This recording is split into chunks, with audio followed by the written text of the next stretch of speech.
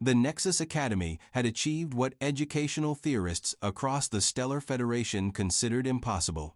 They had made learning genuinely exciting by ensuring that failure meant actual death, rather than merely disappointing grades. For 3 centuries, this prestigious institution had refined what they proudly called the natural hierarchy learning system, which was essentially fancy terminology for throwing 73 different species into classrooms together and seeing who survived with their dignity intact.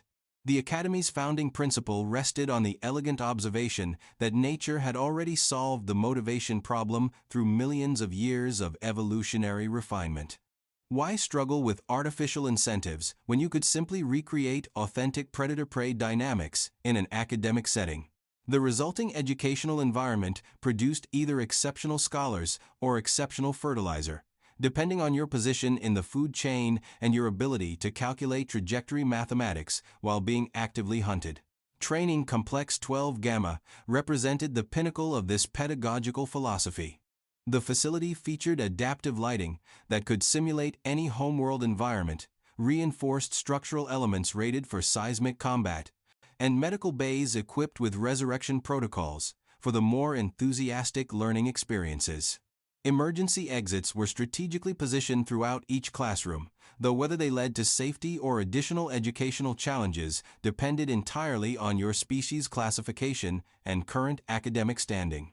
Dean Zerothto, a methodical Christalkin whose administrative approach centered on maintaining statistically acceptable casualty rates while maximizing educational output, reviewed the quarterly performance metrics with professional satisfaction. The numbers told a story of academic excellence achieved through properly applied existential terror. Whisperling students had achieved breakthrough mathematical comprehension after near-death experiences during calculus examinations. Christalkin had discovered previously unknown crystalline formations when subjected to extreme pressure during geology practicals. And Ravenclaw pack hunters had learned valuable cooperation skills after accidentally hunting each other during group projects. The system functioned with the brutal elegance of a well-designed ecosystem. Ravenclaw students like Rex maintained pack hierarchies through strategic intimidation, measuring their academic success not merely through examination scores, but by how effectively they could corner Whisperling classmates during study sessions. The Whisperlings, delicate empathic beings whose nervous systems responded to stress by achieving states of hyperclarity, produced academic work of stunning brilliance while their life expectancy dropped measurably each semester. Shadowmoss students, such as Blade, treated every subject as applied stalking theory. Literature became psychological manipulation analysis, chemistry transformed into toxicology and explosive applications, and history lessons inevitably focused on successful conquest methodologies. Their laboratory reports were typically submitted in containers that may or may not have contained actual evidence of their experiments. Those safety regulations required synthetic alternatives for insurance purposes. The Academy's classification system had evolved into a model of bureaucratic precision. Apex dominance occupied the top tier, featuring species whose educational methodology involved establishing superiority through controlled violence. Adaptive survivors formed the middle ranks, developing academic excellence through creative avoidance of the apex dominance. At the bottom, supplemental resources provided motivation for the other categories through their ongoing existence as potential prey. The only problematic element in this perfectly balanced educational nightmare was the human. Kira Patel had arrived 2 months ago, through some diplomatic exchange program that nobody quite understood, and everyone was too diplomatically correct to question directly. Her documentation classified her as a Terran anomaly pending hierarchical integration, which was institutional terminology for we have absolutely no idea what category this thing belongs in, and frankly, it's starting to worry us. The admissions committee had conducted 17 meetings, attempting to determine proper placement protocols. She wasn't large enough to qualify as an apex dominant, wasn't nervous enough to function as an adaptive survivor, and definitely wasn't passive enough to serve as a supplemental resource. Her application materials had described her previous educational background as surviving American public education during standardized testing implementation, which the review board had interpreted as some form of ritualistic endurance trial involving ceremonial combat with writing implements and processed food products. Kira occupied the center seat in the third row, with the relaxed attention of someone observing a fascinating but ultimately comprehensible social experiment. Her notebook contained detailed observations about hierarchical dynamics, territorial behaviors, and what she had labeled institutional dysfunction parameters in handwriting that remained perfectly legible even during the most violent classroom incidents. The first indication that standard classification protocols might be inadequate had emerged during her initial week, when a routine Ravenclaw dominance display had resulted in her politely but firmly explaining proper personal space boundaries to a student whose species had conquered 3-star systems through superior aggression. The subsequent administrative incident report had required entirely new categories of behavioral documentation. Her integration into the classroom ecosystem had proceeded with unusual complications that administrators found increasingly difficult to categorize. She wasn't intimidated by apex dominance, wasn't particularly supportive of adaptive survivors, and showed no inclination to function as a supplemental resource. Instead, she demonstrated the disturbing tendency to analyze the entire system with the detached interest of someone conducting anthropological research on primitive social structures. The crisis point arrived during what should have been a routine advanced ethics seminar about moral frameworks in multi-species societies. Professor Kyle Thara, an ancient Christokan, whose teaching methodology involved projecting calming harmonics while discussing philosophical concepts, was attempting to explain relativistic approaches to interspecies morality when the classroom door chimed with official authority. The interruption manifested as 3 imposing figures who filled the doorway with the kind of presence that made emergency protocols activate throughout the complex. The Apex Evaluation Team represented the Academy's most sophisticated approach to difficult classification problems. Professional behavioral analysts, whose credentials included advanced degrees in educational psychology alongside military service records, featuring psychological warfare specializations. Team leader Scythen Dark wore official assessment authorization alongside decorative scarification that told stories about previous educational consultations with problematic students. His colleagues, senior behavioral specialists, Vrenthal and Kethmora, carried equipment cases containing either advanced psychological evaluation tools or sophisticated interrogation devices, quite possibly both. "Attention, students," announced Scythen Dark, his voice carrying the kind of authority that made academic furniture shift nervously. "We are here to conduct a priority classification assessment.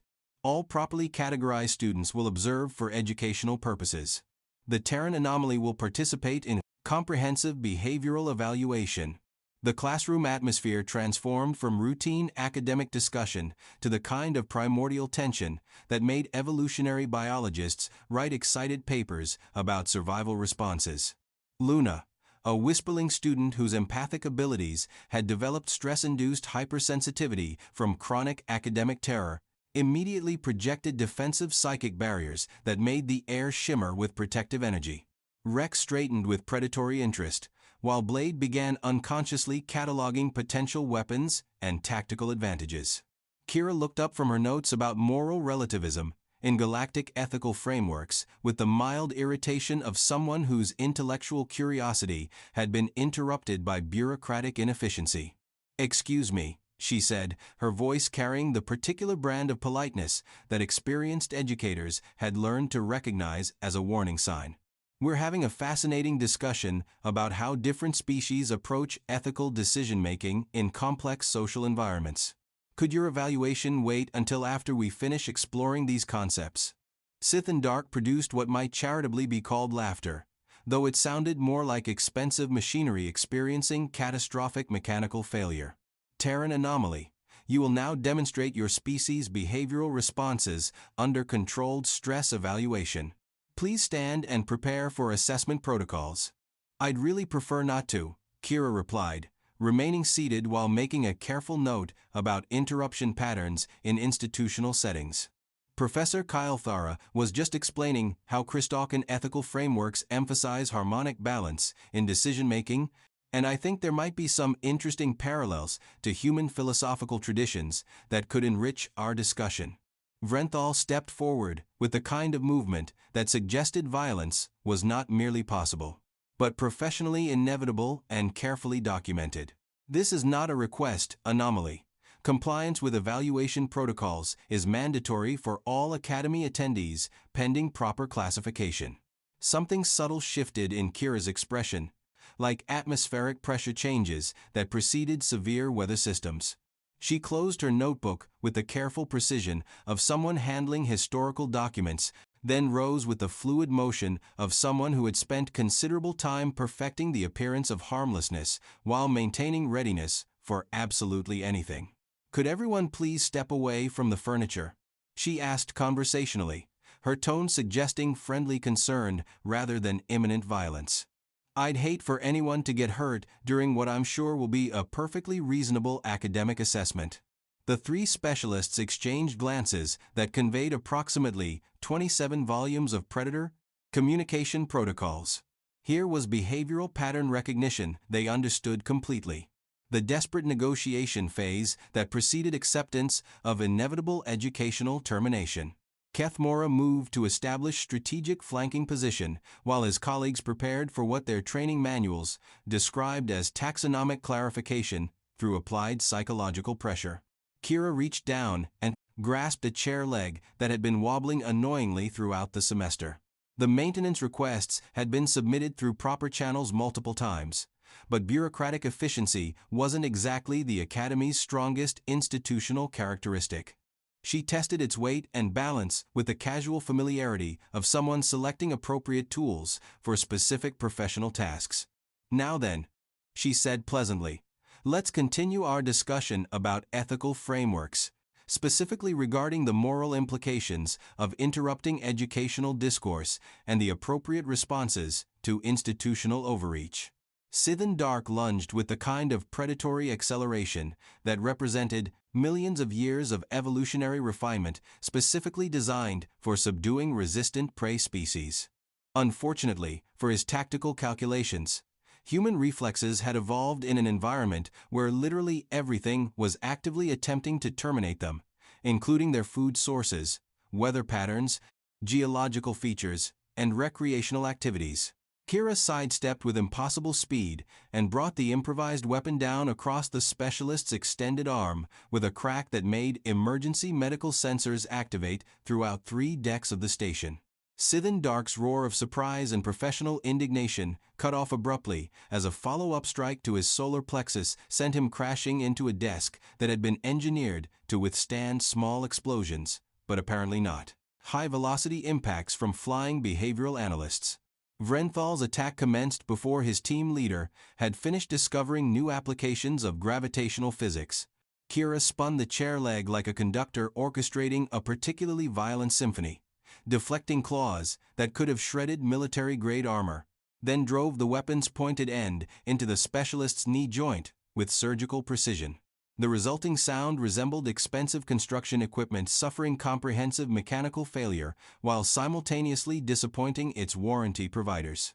"The fascinating thing about humans," Kira explained conversationally as Kethmora hesitated, observing his colleagues' unexpected encounters with applied physics and furniture-based problem-solving, "is that we evolved as persistence hunters in an environment that was essentially trying to kill us every moment of every day. We don't just chase problems until we solve them. We chase them until they stop being problems through exhaustion, creative application of available resources, or administrative compliance." Kethmora apparently decided that traditional dominance establishment protocols represented his optimal approach to managing this unprecedented educational situation. He expanded to his full intimidating height, extended combat claws that had been ceremonially blessed by Shadowmaw war shamans, and released a battle roar that had previously caused entire Whisperling colonies to relocate to different star systems for psychological safety. Kira waited patiently until he reached peak intimidation volume, then casually swung the chair leg with the practiced motion of someone who had spent years perfecting various batting techniques. The impact caught him across the jaw with the kind of momentum that theoretical physicists would later describe as educationally significant and possibly precedent-setting. Kethmora discovered that atmospheric pressure differentials could indeed render unconscious even the most professionally qualified behavioral assessment specialists. The classroom had fallen silent except for the gentle humming of medical scanners, attempting to process injury reports that seemed to violate several established categories of institutional incident documentation. Kira walked over to the supply cabinet, retrieved cleaning solution and appropriate materials, and began methodically removing blood evidence from her notebook and surrounding study area. "Professor Kyle Thara," she said, settling back into her seat and opening to a fresh page, "you were explaining the harmonic balance principle in Christokan ethical frameworks. I am particularly interested in how that might relate to human concepts of proportional response and conflict resolution." The ancient Christokan professor stared at her with the expression of someone whose fundamental understanding of reality had just been comprehensively reconstructed, using explosive devices and innovative engineering approaches. The harmonic principles suggest that ethical action requires balanced response to environmental stimuli. Exactly, Kira nodded, making careful notes while stepping around unconscious assessment specialists. And that seems to align with human philosophical traditions about meeting challenges with appropriate levels of response. There's definitely some cross-species wisdom we could explore here about finding ethical solutions to institutional problems. Outside the classroom, emergency response teams were conducting increasingly frantic discussions about incident classification procedures and insurance implications. The standard administrative forms didn't include appropriate categories for prey species, commits educational malpractice against licensed behavioral analysts using furniture components and ethical philosophy. The medical facility was experiencing what administrators diplomatically termed unprecedented learning opportunities in treating injuries that seemed to challenge several established principles of physics, anatomy, and professional liability coverage. Dean Zeroftal stood in his administrative office, reviewing incident reports that resembled experimental literature, written by someone experiencing severe psychological distress and an unusual familiarity with applied violence techniques. 3 professional military psychologists had been systematically neutralized by an exchange student whose educational background apparently included something called active shooter drills and zero-tolerance policy. Survival training. The emergency session of the Academy's governing board convened via quantum entanglement communication, because nobody was willing to occupy the same orbital space as whatever Earth had accidentally unleashed upon galactic educational institutions. The debate centered around a fundamental taxonomic question that was causing existential crises throughout the administrative hierarchy. What exactly were humans supposed to represent in their carefully organized system? Obviously apex dominance, insisted Administrator Vexthane, whose species had achieved galactic prominence through superior military aggression and bureaucratic intimidation strategies. No adaptive survivor species could generate that level of controlled violence while simultaneously conducting philosophical discourse about ethical frameworks. Completely impossible, countered Director Malthyra. Humans are demonstrably too collaborative, too emotionally expressive, too socially oriented. They form emotional attachments to their transportation vehicles and assign personal names to inanimate objects. They're clearly some form of highly evolved adaptive survivor species with unusual defensive capabilities. Then provide alternative explanations for the casualty documentation, Vexthane growled, gesturing toward incident reports that resembled medical journals compiled during wartime by particularly creative field surgeons. The debate might have continued for several administrative cycles, if not for an official communication from Training Complex 12 Gamma. Kira had submitted a comprehensive incident report regarding the interruption of her ethics seminar, along with a detailed analysis of what she characterized as systematic institutional dysfunction and a proposed policy revision that would reduce unnecessary student mortality while improving actual educational outcomes and philosophical discourse quality. The proposal was 31 pages long and included statistical analysis, comparative educational effectiveness studies, philosophical framework citations, and a strongly worded maintenance request for improved furniture assembly standards and conflict resolution protocols. She had also included a helpful appendix on institutional ethics and appropriate responses to administrative overreach that didn't involve terrorizing students or interrupting valuable academic discussions.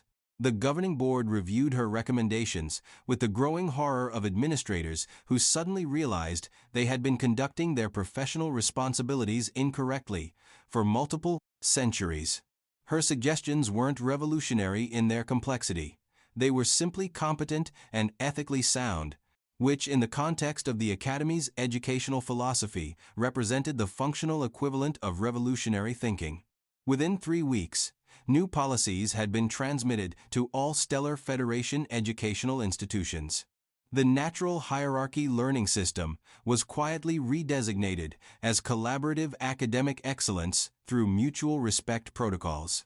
Predation exercises were replaced with structured intellectual cooperation and cross-species philosophical discourse. The furniture procurement budget was increased by 400% to ensure proper construction standards, and ethics courses received expanded curriculum time for thorough exploration of complex moral frameworks. Kira became the galaxy's most sought-after educational reform consultant, traveling from system to system with briefcases containing curriculum improvements, institutional ethics guidelines, and comprehensive furniture safety protocols. Her professional credentials identified her as a human educational ethics specialist and philosophical discourse facilitator, though most administrators simply referred to her as the one with the chair leg and the ethics notebook. The cosmic irony was not lost on the Stellar Federation's leading educational theorists and philosophical scholars. They had spent centuries developing sophisticated systems for teaching survival skills and social hierarchy through controlled trauma and systematic intimidation, only to discover that the most dangerous species in known space had learned their most valuable lessons in institutions that considered mystery, meat nutritionally acceptable, and treated philosophical discourse as a competitive sport involving food projectiles. Rex adapted to the reformed educational system by channeling his predatory instincts into competitive academic achievement and ethical debate facilitation. He discovered that intimidating rival institutions' philosophy teams was significantly more intellectually satisfying than terrorizing whisperling classmates. And his thesis on aggressive approaches to moral philosophy in multi-species academic contexts became required reading in 42 star systems. Luna flourished in the new educational environment, her natural empathic sensitivity redirected into detailed ethical analysis and cross-species emotional intelligence studies. Her doctoral dissertation on stress response patterns and moral decision-making in diverse academic communities was universally acclaimed, though most readers assumed the psychological data was theoretical rather than autobiographical documentation. Blade found his calling in what humans called applied ethics, with practical problem-solving components. Developing courses that taught strategic thinking through moral philosophy and conflict resolution through collaborative ethical framework construction. His classes maintained waiting lists spanning multiple academic terms, largely because he had learned to explain tactical principles using philosophical concepts rather than explicit violence methodologies. Professor Kyle Thara achieved distinguished professor status with full tenure, finally able to complete ethics discussions without interruption by behavioral assessment violence, though she kept a decorative chair leg mounted behind her teaching station out of what she called professional appreciation for effective conflict resolution tools and furniture craftsmanship. The Nexus Academy eventually accomplished what its founders had always claimed to pursue: genuinely effective education that prepared students for the intellectual, ethical, and social challenges of galactic civilization. The fact that achieving this goal required abandoning centuries of institutionalized violence and embracing competent furniture maintenance was diplomatically omitted from official progress reports and accreditation documentation. Kira returned to Earth after completing her exchange program, carrying recommendation letters from 37 different species and a permanent consulting contract to revolutionize educational ethics throughout the known galaxy. Her final report to Human Diplomatic Services was characteristically concise. Turns out we're more terrifying than anyone anticipated, including ourselves. Also, alien educational philosophy has some interesting ideas once you get past all the attempted murder during ethics class. Recommend investing in better furniture for future diplomatic facilities. The galaxy learned several crucial lessons that academic year about the dangers of taxonomic assumptions, the importance of proper furniture assembly standards, and the value of treating educational discourse as something other than a blood sport. They had spent so long categorizing species as predators, prey, or resources that they had never considered a fourth classification. The kind of creature that evolved in an environment so comprehensively hostile that it had to develop both the capacity for extreme violence and the intellectual sophistication to discuss ethical frameworks, while demonstrating that capacity. Because sometimes the most dangerous entity in any educational institution isn't the apex predator stalking through corridors or the terrified prey species hiding behind emergency barriers. Sometimes it's the species that learn to solve complex problems through ethical reasoning, creative cooperation, and whatever furniture happens to be available for improvised conflict resolution. And if that furniture happens to be properly assembled according to galactic safety standards, well, that just represents sound institutional planning and respect for student safety protocols.